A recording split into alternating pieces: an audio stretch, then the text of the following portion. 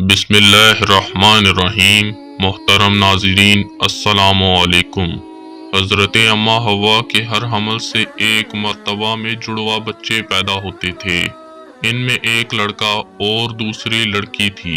حضرت آدم علیہ السلام کی شریعت میں یہ حکم دیا گیا تھا کہ ایک حمل سے جو لڑکا اور لڑکی پیدا ہوں وہ حقیقی بہن بھائی سمجھے جائیں۔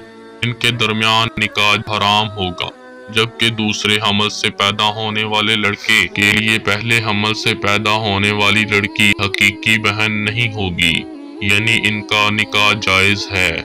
اس وقت اس کے علاوہ اور کوئی صورت نہ تھی۔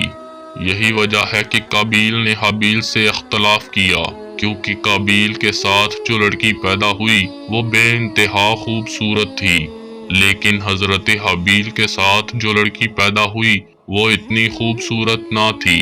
جب یہ دونوں بیٹے جوان ہوئے تو شریعت آدم کے مطابق قابیل کی شادی حابیل کی بہن کے ساتھ ہونا تھی، اور حضرت حابیل کی شادی قابیل کی بہن کے ساتھ ہونا تھی۔ لیکن چونکہ قابیل کی بہن بہت زیادہ خوبصورت تھی، اس لیے قابیل اپنی ہی بہن کو پسند کرنے لگا اور اسی سے شادی کرنا چاہتا تھا۔ لیکن حضرت آدم علیہ السلام کی شریعت میں اس بات کی ممانعت تھی، کیونکہ یہ دونوں ایک ہی حمل سے پیدا ہوئے تھے اور یہ قابیل کی حقیقی بہن تھی، اس لیے یہ نکاح نہیں ہو سکتا تھا۔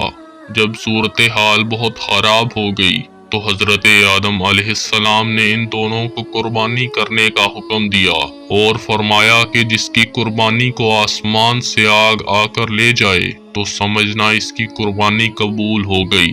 قصہ مختصر یہ کہ دونوں نے قربانی کی اور حضرت حابیل کی قربانی قبول ہو گئی۔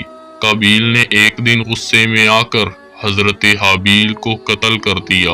اس کے بعد قابیل اپنی سگی بہن اقلیمہ کو لے کر وہاں سے بھاگ نکلا۔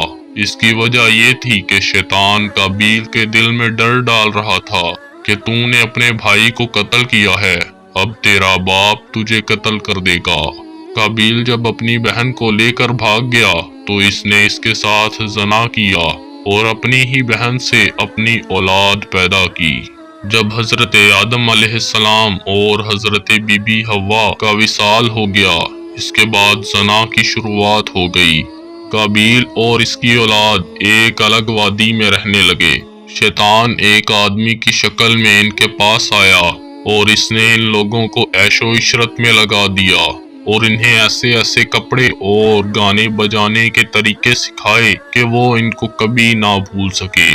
انہوں نے ایک دن میلے کے لیے مقرر کیا جس میں ان کی برہنہ عورتیں اور مرد اکٹھے شرکت کرتے۔ اس میلے پر طرح طرح کے گانے اور موسیقی کی آوازیں آتی۔ مومنین کو بھی یہ آوازیں سنائی دیتی۔